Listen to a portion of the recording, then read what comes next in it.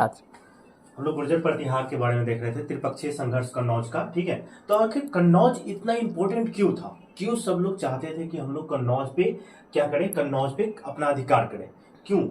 वो सबसे पहले चीज कि ये उत्तर भारत का ना, ये उत्तर भारत हम लोग, ये जो है गंगा यमुना का दोआब क्षेत्र जो है, इसको हम लोग उत्तर भारत, इसको उत्तर भारत के नाम से जानते हैं हम लोग। तो उत्तर भारत का एक मुख्य बिंदु था।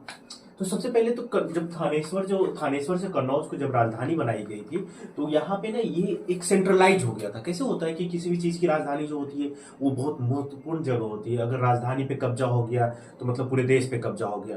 तो इस तरीके से क्या होता था ना कि कन्नौज को जो है उत्तर भारत का एक बहुत महत्वपूर्ण जगह माना जाता था, महत्वपूर्ण एक ये स्थान था, और ये इसकी राजधानी थी उत्तर भारत की, जिसे हर्षवर्धन ने बनाया था 8वीं से 9वीं सदी के दौरान। ठीक है, तो दूसरा चीज हो गया, जब ये राजधानी हुई। अब से देखते हैं एक चीज कि कोई भी ना पॉलिटिकल घटना जो होती है, कहता है कि दिल्ली, अभी जैसे भारत की राजधानी दिल्ली है, तो कोई बात में बोलता है लोग कि चलो दिल्ली चलते हैं, कोई भी चीज तो दिल्ली तक पहुंच है ना, दिल्ली तक ये खबर जाएगी, इस तरीके से बात होती है। तो वैसे ही ये राजधानी थी, तो इसलिए इसकी जो संप्रभुता थी, संप्रभुता का एक प्रतीक था। कन्नौज जो है संप्रभुता का एक प्रतीक था, उत्तर भारत का मुख्य केंद्र था।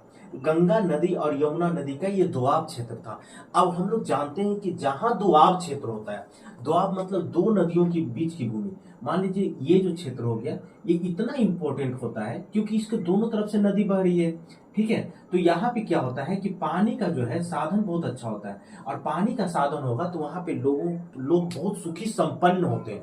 कहा जाता है जहाँ पे पानी का विस्तार सर्वाधिक होता है या फिर पानी का साधन अच्छा होता है, तो वहाँ के लोग सुखी संपन्न पाए जाते हैं, क्योंकि यहाँ की जमीन उपजाऊ होती है, और उपजाऊ के साथ साथ लोग यहाँ पे अच्छा, जहाँ उपजेगा तो अच्छा खाएगा, अच्छा रहेगा, अच्छे से वातावरण होगा, अच्छा पढ़े लिखेगा। ठीक है, तो इसलिए गंगा नदी और यमुना नदी का ये दोआब क्षेत्र था, इसलिए भी इंपॉर्टेंट था। तीसरा, राजा को अधिक कर यहाँ से मिलता था। क्या होता था, ये सामरिक दृष्टि। मान लीजिए कोई नदी है, अब कोई नदी है, इस नदी से मान लीजिए कोई सीप जाता है, कोई सीप जा रहा है, तो कोई सीप यहाँ से जाएगा, तो इस क्षेत्र में जो राजा होगा, इस क्षेत्र में जो राजा होगा, वो क्या करेगा, इन सारे सीप वाले से क्या करेगा, टैक्स वसूलेगा। अब ये सारे सीप वाले से ये टैक्स वसूलेगा, तो इसके क्या होगा, टैक्स मतलब आ रहा है, मतलब कर की व्यवस्था, राजा को अधिक कर मिलेगा। यहाँ से कोई भी चीज जाएगा तो उसकी निगरानी कर सकता है, उसे रोक सकता है, उसे बाधित कर सकता है, तो इसके पास पावर ज्यादा आ गया। तो सामरिक दृष्टि से भी उपजाऊ क्षेत्र था, और सामरिक समरसता इसको बोलते हैं। ये उपजाऊ तो क्षेत्र था ही, गंगा यमुना का नदी का दोआब, और ये बहुत ही सामरिक समरसता, मतलब यहाँ पे जो है सैनिकों का समृद्धता और निवास निवारण। जैसे मान लो मैदानी क्षेत्र में सैनिकों को ट्रेन करना हो, या फिर वहां पे मतलब जो होता है सुरक्षा व्यवस्था करना बहुत इजी होता है। मान